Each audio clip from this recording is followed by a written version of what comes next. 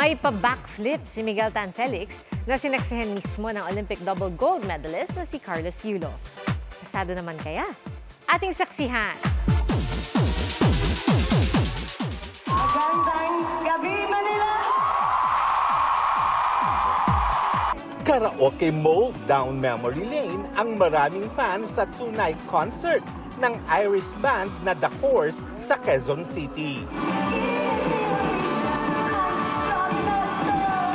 Breathless sa excitement ang fans habang piniperform ng grupo ang kanilang hits gaya ng Runaway at Radio.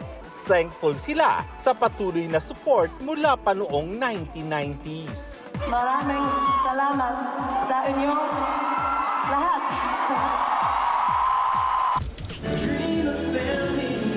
Nostalgia trip din ang batang 90s sa Valentine's concert ng British-Norwegian boy band na A1. Like a Rose. Yung yung song noong high school life. Every time, Like a Rose, ito yung mga kanta ng A1, yung talagang teenage years ko na nagpakilig sa akin. Speaking of Valentine's, definitely for the books ang experience ng real-life kapuso couple na sina Elle Villanueva at Derek Monasterio. Nasaksihan nila ang Northern Lights sa Iceland. Ayon kay Elle, dream come true ito na masilayan nila ito as a couple. Birthday at Valentine's message in one naman ang mensahe ni Chloe San Jose para sa boyfriend na si two-time Olympic gold medalist, Carlos Yulo. Very grateful si Chloe sa kanyang favorite person as he turns 25. Ang wish niya para kay Carlos, matupad ang lahat ng kanyang pangarap at makapag-celebrate sila together forever.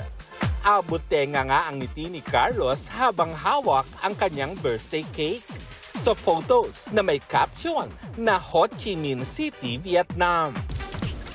Si Miguel Tan Felix naman, nag-share ng kanyang moment kasamang Olympic champion na tila naging judge naman ng kanyang training sa pagbabackflip.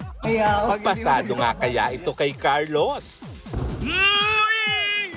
Bro, ano masahe mo doon? 10 yan. Para sa GMA Integrated News, Lar Santiago ang inyong saksi. Mga kapuso, maging una sa saksi.